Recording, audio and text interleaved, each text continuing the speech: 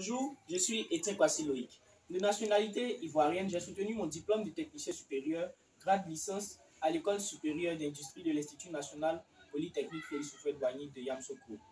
Pour mon stage de fin d'études, j'ai eu à travailler sur une solution de lutte contre la sécheresse. C'est ainsi que l'idée nous est venue de concevoir une machine à pluie capable de convertir n'importe quelle eau souillée, eau d'effluent industriel ou eau de mer en eau pure.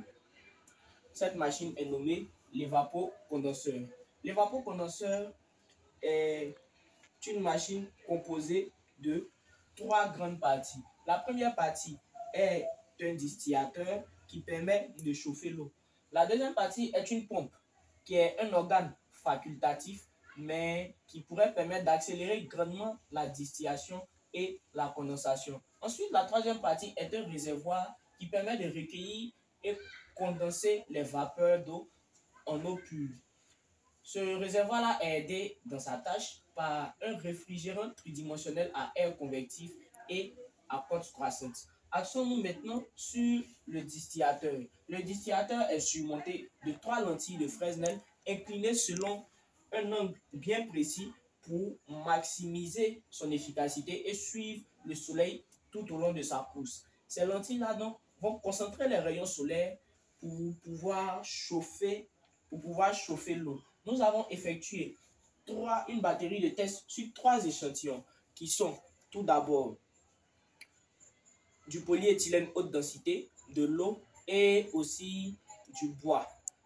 D'après les résultats, dans 93% du temps, le polyéthylène haute densité fond et l'eau est évaporée en moins de 10 secondes. Le bois, quant à lui, se consume totalement en moins de 20 secondes, ce qui signifie que les températures atteintes dépassent les 225 degrés Celsius. Ce sont des résultats en effet très encourageants pour la suite, car les lentilles utilisées pour le prototype final seront des lentilles de 1 mètre carré. D'après nos calculs, nous pourrons atteindre des températures supérieures à plusieurs milliers de degrés Celsius, nous permettant ainsi donc de vaporiser une plus grande quantité d'eau et à une très grande vitesse. Il faut aussi ajouter que l'évapocondenseur est conçu de manière à utiliser le moins d'énergie électrique et fossile possible, tout en permettant la restauration des écosystèmes, l'approvisionnement